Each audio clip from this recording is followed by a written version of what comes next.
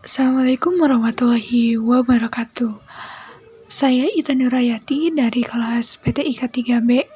Baik, di video kali ini saya akan memberi resume pertemuan pada mata kuliah PPKN, yaitu dari pertemuan pertama sampai dengan ke-15. Nah, baik, di mata kuliah PPKN ini kita ada 12 kali pembahasan atau 12 pembahasan. Nah, di sini pertama ada Pancasila, kedua ada filsafat Pancasila, ketiga ada Pancasila dalam arus sejarah perjuangan bangsa, keempat ideologi Pancasila sebagai dasar negara, kelima ada Pancasila sebagai sistem moral dan civic virtue, dan kemudian keenam ada Pancasila sebagai identitas suatu bangsa. Nah, selanjutnya yang ketujuh ada Pancasila sebagai dasar nilai pengembangan ilmu, kedelapan politik dan strategi nasional, kesembilan HAM dan rule of law, ke-10 ada demokrasi konstitusional Indonesia dan implementasinya, ke-11 ada hak dan kewajiban warga negara, dan yang terakhir adalah warga negara di era teknologi digital atau biasa disebut dengan netizen. Nah, baik, di pembahasan pertama ini kita ada Pancasila. Nah, Pancasila ini memiliki 3 pengertian, yaitu secara etimologis atau secara bahasa Sanskerta. Nah, menurut bahasa Sanskerta ini, Pancasila berasal dari 2 kata, yaitu panca dan sila. Panca yang artinya 5, sila adalah dasar atau alas atau sendi. Jadi, Pancasila adalah 5 aturan tingkah laku yang baik atau penting. Nah, kemudian yang kedua ada secara historis. Nah, secara historis ini ada dari Tripitaka Buddha. Nah, Tripitaka Buddha ini Pancasila adalah 5 aturan berupa larangan seperti membunuh, mencuri, berzina, berdusta, dan minuman keras. Nah, kemudian ada dari Negara Kertagama, Prapanca, Majapahit tahun 1365 dan Sutasoma. Kemudian ada Empu Tantular. Nah, menurutnya Pancasila adalah 5 batu sendi kesusilaan berupa larangan seperti tindak kekerasan, mencuri, berhati dengki, berdusta, dan minum keras. Nah, kemudian yang ketiga ada secara terminologis. Nah, digunakan untuk memberi nama dasar filsafat negara. Nah, kemudian ada prosesnya. Pertama dari pengusulan, salah satunya adalah Soekarno dalam sidang BPUPKI pada tanggal 1 Juni 1945. Kemudian perumusan. Nah, perumusan ini dilaksanakan oleh Panitia 9 pada sidang BPUPKI tanggal 22 Juni 1945 dalam sidang Piagam Jakarta. Kemudian ada penetapan. Penetapan ini dilaksanakan oleh PPKI pada tanggal 18 Agustus 1945 dalam pembukaan Undang-Undang Dasar 1945. Dan yang terakhir adalah peresmian. Baik, selanjutnya ada fungsi dari sila-sila Pancasila. Nah, sila pertama dan kedua ini adalah sebagai moral negara. Nah, kemudian sila ketiga sebagai dasar negara, sila keempat sebagai sistem negara, dan sila kelima sebagai tujuan negara. Kemudian ada kedudukan, fungsi, dan peran Pancasila. Nah, kedudukan Pancasila sendiri ini adalah tetap dan abadi bagi bangsa Indonesia karena faktor historisitas yang menyertainya. Kemudian ada fungsi dan perannya. Yang pertama ada sebagai pandangan hidup bangsa, di mana Pancasila sebagai penunjuk hidup sehari-hari masyarakatnya. Kemudian yang kedua ada dasar filsafat negara, di mana Pancasila sebagai landasan penyelenggaraan pemerintahan negara. Yang ketiga ada ideologi negara, Pancasila cita-cita yang ingin diwujudkan negara. Kemudian ada etika politik, etos budaya, dan paradigma pembangunan. Nah, baik, selanjutnya ada yang kedua, filsafat Pancasila. Nah, di sini ada pengertian filsafat Pancasila menurut Socrates, di mana filsafat adalah suatu bentuk peninjauan diri yang bersifat reflektif atau berupa perenungan terhadap asas-asas dari kehidupan yang adil dan bahagia. Kemudian ada menurut Plato. Dalam konsepsi Plato, filsafat merupakan pencarian yang bersifat spekulatif atau perekaan terhadap pandangan tentang seluruh kebenaran. Filsafat Plato ini kemudian digolongkan sebagai filsafat spekulatif. Kemudian yang ketiga ada etimologis. Perkataan Pancasila mula-mula terdapat dalam perpustakaan Buddha, yaitu dalam kitab Tripitaka, di mana dalam ajaran Buddha terdapat suatu ajaran moral untuk mencapai nirwana atau surga melalui Pancasila yang isinya 5J. Kemudian secara historis, ada pada tanggal 1 Juni 1945, pada tanggal 17 Agustus dan 18 Agustus tahun 1945. Kemudian secara terminologis, proklamasi 17 Agustus 1945 telah melahirkan negara Republik Indonesia untuk melengkapi alat-alat perlengkapan negara. PPKI mengadakan sidang pada tanggal 18 Agustus pada tahun 1945 dan berhasil mengesahkan Undang-Undang 1945, di mana di dalamnya bagian pembukaan yang terdiri dari 4 alinea yang tercantum rumusan Pancasila. Rumusan Pancasila tersebut secara konstitusional sah dan benar sebagai negara Republik Indonesia yang disahkan oleh PPKI yang mewakili seluruh rakyat Indonesia. Nah, selanjutnya ada filsafat Pancasila asli. Nah, Pancasila merupakan konsep adiktif filsafat Barat. Hal ini merujuk pidato Soekarno di BPUPKI, dan banyak pendiri bangsa merupakan alumni universitas di Eropa, di mana filsafat Barat merupakan salah satu materi kuliah mereka. Pancasila terinspirasi konsep humanisme, rasionalisme, universalisme, sosiodemokrasi, sosialisme Jerman, demokrasi parlementer, dan nasionalisme. Kemudian filsafat versi Soekarno. Filsafat Pancasila kemudian dikembangkan oleh Soekarno sejak 1955 sampai berakhirnya kekuasaan, yaitu pada tahun 1965. Pada saat itu, Soekarno selalu menyatakan bahwa Pancasila merupakan filsafat asli Indonesia yang diambil dari budaya dan tradisi Indonesia dan akulturasi budaya India, Hindu-Buddha, Barat Kristen, dan Arab Islam.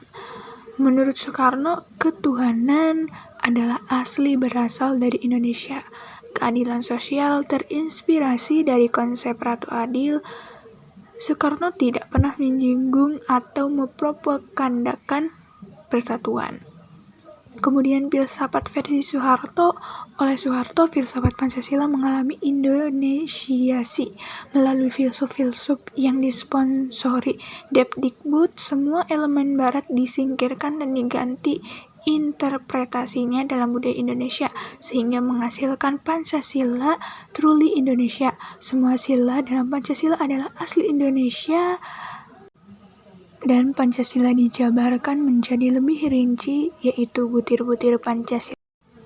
Bisa disimpulkan secara umum, filsafat Pancasila adalah hasil berpikir atau pemikiran yang sedalam-dalamnya dari bangsa Indonesia yang dianggap, dipercaya, dan diyakini sebagai sesuatu kenyataan, norma, dan nilai-nilai yang paling benar, paling adil, paling bijaksana, paling baik, dan paling sesuai bagi bangsa Indonesia. Kemudian fungsi utama dari filsafat Pancasila bagi bangsa dan negara Indonesia adalah sebagai pandangan hidup bangsa, sebagai dasar negara Republik Indonesia, sebagai jiwa dan kepribadian bangsa Indonesia. Kemudian bukti Pancasila sebagai sistem filsafat Yang pertama ada susunan kesatuan sila-sila Pancasila bersifat organis. Kemudian susunan sila-sila Pancasila yang bersifat hierarkis dan berbentuk piramidal. Dan yang ketiga adalah susunan sila-sila Pancasila yang saling mengisi dan saling mengkualifikasi. Baik, materi ketiga ada Pancasila dalam arus sejarah perjuangan bangsa. Nah, di sini Pancasila pada era pra-kemerdekaan menurut Sutono melalui kajian filsafat Pancasila menyatakan bahwa unsur-unsur Pancasila berasal dari bangsa Indonesia sendiri. Walaupun secara formal Pancasila baru menjadi dasar negara Republik Indonesia pada tanggal 18 Agustus 1945. Namun, jauh sebelum tanggal tersebut, bangsa Indonesia telah memiliki unsur-unsur Pancasila dan bahkan melaksanakan di dalam kehidupan mereka. Kemudian Pancasila pada era kemerdekaan. Secara politis, ideologi proklamasi mengandung arti bahwa bangsa Indonesia terbebas nasib sendiri dalam suatu negara proklamasi Republik Indonesia. Kemudian Pancasila di era Orde Lama, yaitu pada masa kekuasaan Presiden Soekarno, Pancasila mengalami ideologisasi, artinya Pancasila berusaha untuk dibangun, dijadikan sebagai keyakinan dan kepribadian bangsa Indonesia. Kemudian Pancasila di era Orde Baru dipimpin oleh Soeharto, peralihan kekuasaan dari Orde Lama menjadi Orde Baru membawa dampak di berbagai bidang kehidupan, tidak hanya dalam bidang ekonomi, politik, ilmu pengetahuan dan teknologi, sosial budaya, namun juga di bidang pendidikan. Kemudian Pancasila di era reformasi. Nah, kata reformasi secara etimologis berasal dari kata reform. Sedangkan harfiah reformasi merupakan pengertian suatu gerakan yang menata kembali hal-hal yang menyimpang untuk kembali pada format atau bentuk semula sesuai dengan nilai-nilai ideal yang dicita-citakan rakyat. Nah, untuk melakukan reformasi ada beberapa syarat yang harus terpenuhi, yaitu yang pertama ada suatu penyimpangan berdasarkan pada suatu kerangka struktural tertentu, kemudian gerakan reformasi akan mengembalikan pada dasar serta sistem negara demokrasi.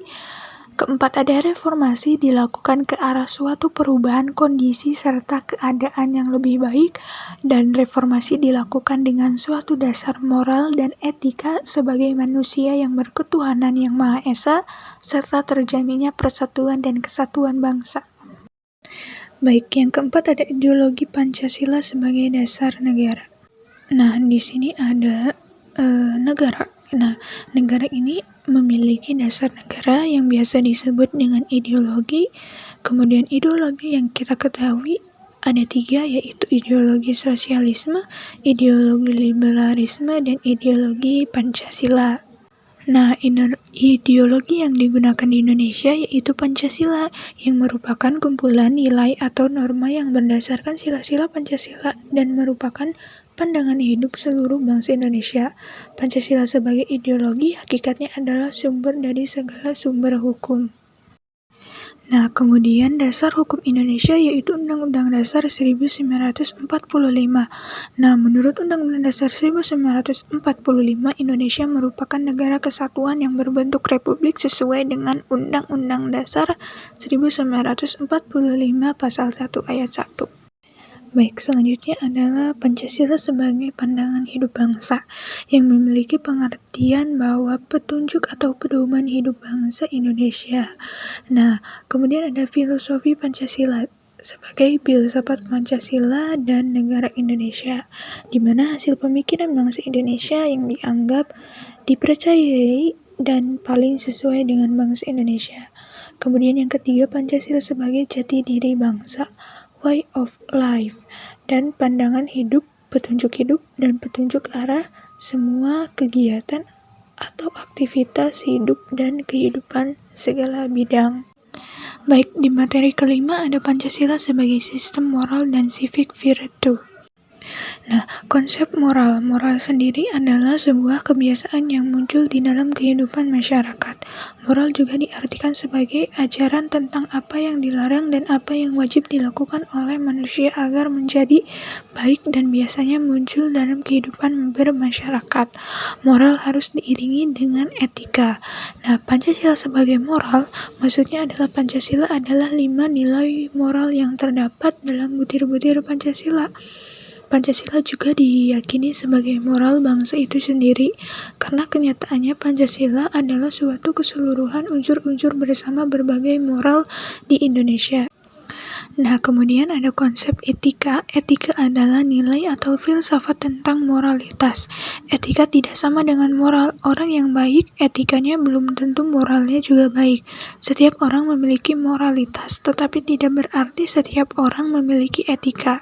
Kemudian ada Pancasila sebagai etika. Menurut Hartati pada tahun 2019, etika Pancasila ia etika dasar menaksirkan buruk dan baik dalam nilai sila Pancasila, yaitu nilai ketuhanan, kemanusiaan, persatuan, kerakyatan, serta keadilan. Sebagai masyarakat Indonesia, perilaku tidak boleh bertentangan dengan Pancasila dan harus bisa meninggikan nilai Pancasila. Nah, kemudian ada civic virtue. Civic virtue yang secara unsur kebahasan merupakan gabungan kata yang terdiri akan civic yang diambil dari bahasa Latin, yakni civitas, memiliki arti tempat yang penuh dengan etika dan kebudayaan.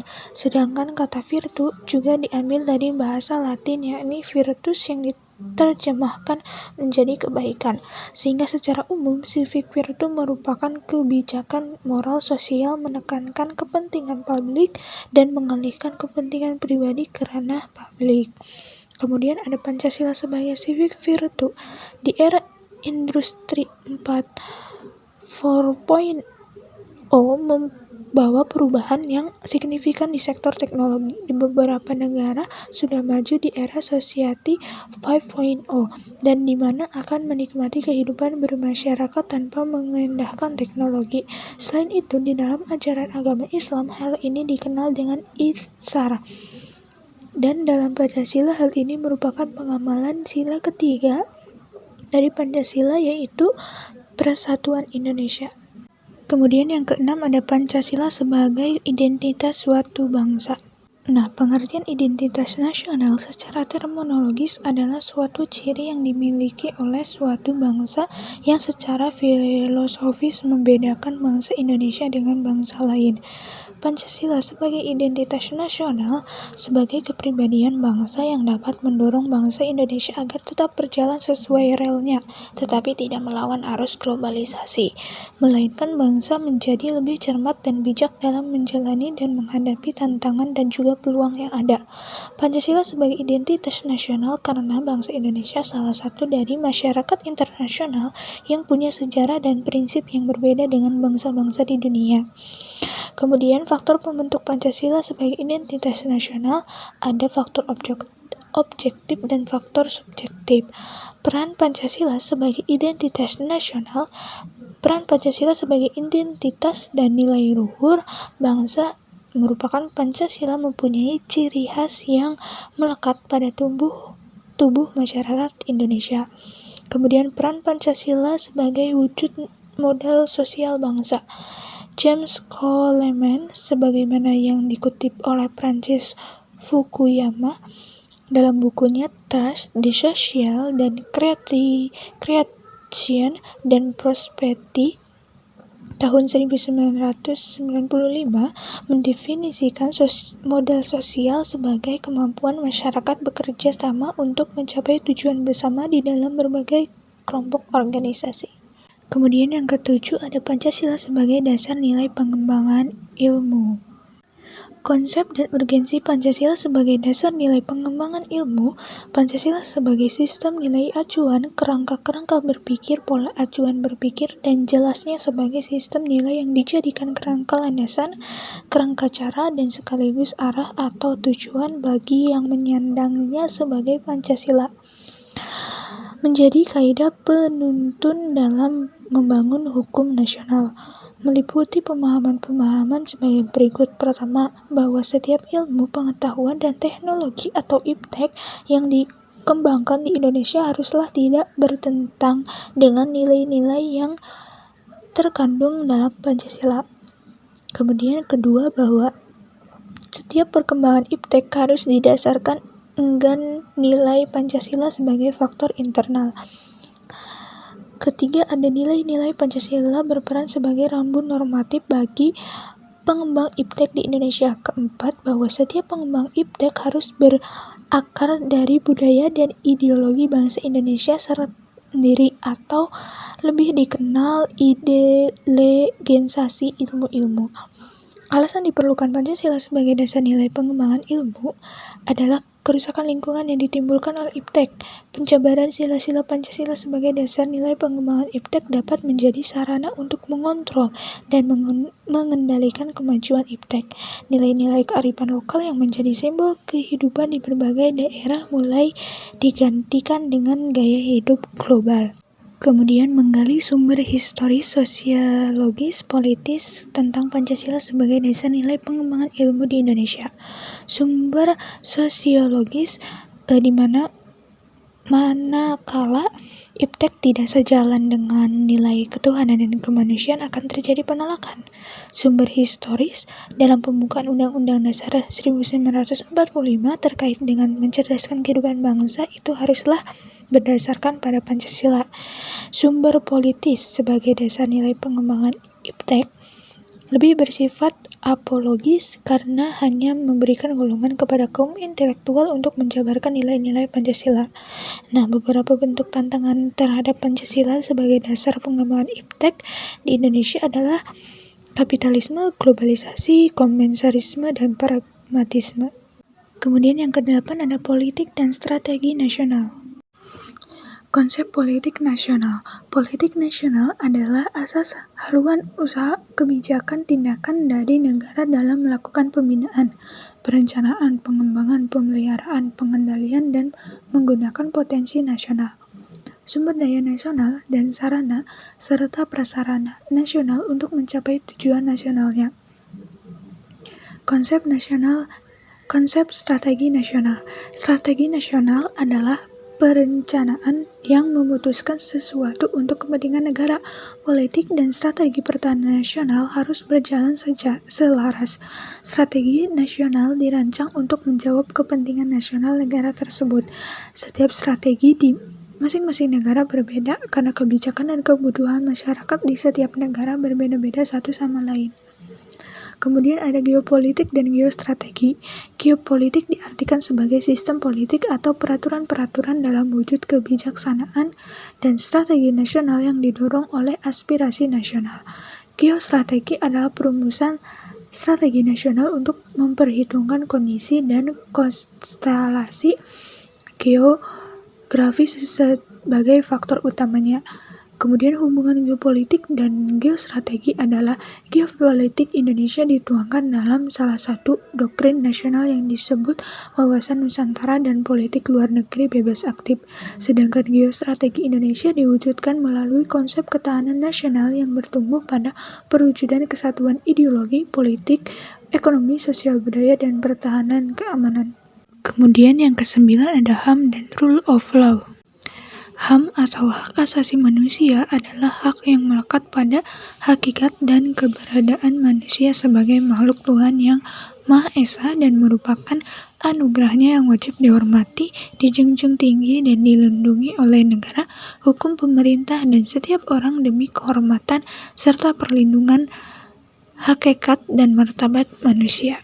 Selanjutnya ada perkembangan HAM. Sejarah HAM atau hak asasi manusia berasal dari dunia barat atau Eropa. Seorang filsuf Inggris pada abad ke-17, John Locke, merumuskan adanya hak alamiah atau natural right yang melekat pada setiap manusia, yaitu hak atas hidup, hak kebebasan, hak memilih. Pada masa itu, hak masih terbatas pada bidang sipil atau pribadi dan bidang politik. Sejarah perkembangan HAM ditandai dengan adanya 3 peristiwa penting di dunia barat, yaitu Magna Carta, Revolusi Amerika, dan Revolusi Prancis. Selanjutnya ada perkembangan HAM di Indonesia. Periode sebelum kemerdekaan 1908 sampai 1945, dalam sejarah pemikiran HAM di Indonesia, Budi Utomo merupakan organisasi pertama yang menyuarakan kesadaran berserikat dan mengeluarkan pendapat melalui petisi-petisi yang ditujukan kepada pemerintah kolonial maupun lewat tulisan di surat kabar. Periode setelah kemerdekaan 1945 sampai sekarang, periode 1945 sampai 1950, periode 1950 sampai 59, periode 1959 sampai 1966, periode 1966 sampai 1998, periode pasca Orde Baru. Kemudian ada HAM di Indonesia. HAM meliputi hak asasi pribadi, hak asasi ekonomi, politik, sosial dan kebudayaan, hak asasi untuk mendapatkan perlakuan yang sama dalam hukum dan pemerintahan, serta hak asasi untuk mendapatkan perlakuan tata cara peradilan dan perlindungan. Sudojo Sumobroto mengatakan bahwa HAM sebenarnya tersirat dalam Undang-Undang Dasar 1945 melalui Pancasila. Selain itu, dalam pembukaan, batang tubuh dan penjelasan Undang-Undang Dasar 1945 terdapat paling tidak 15 prinsip HAM. Kemudian ada HAM sebagai kebijakan negara. Dalam hukum HAM, negara pemerintah mempunyai kedudukan sebagai pemangku kewajiban atau duty bearer. Kewajiban yang diemban negara terdiri atas 3 bentuk, yaitu menghormati, to respect, melindungi, to protect, dan memenuhi, to fulfill. Baik, kemudian yang ke-10 ada demokrasi konstitusional Indonesia dan implementasinya. Nah, pada materi ini saya ditugaskan untuk membuat map mapping. Lalu saya membuat map mapping seperti ini, di mana di dalamnya ada burung Garuda yang melambangkan lambang negara kita. Kemudian di paling atas ada secari kertas yang bertuliskan masa depan Indonesia. Kemudian ada tangan yang memegang paku, di mana ini melambangkan bahwa demokrasi yang ada di Indonesia, kita harus memilih pemimpin masa depan untuk Indonesia. Nah, kemudian di kedua ada kotak suara, di mana di kotak suara itu ada tulisan ini pesta rakyat, semua harus gembira, yang artinya demokrasi itu dilaksanakan atau pemilu itu harus dilaksanakan secara gembira.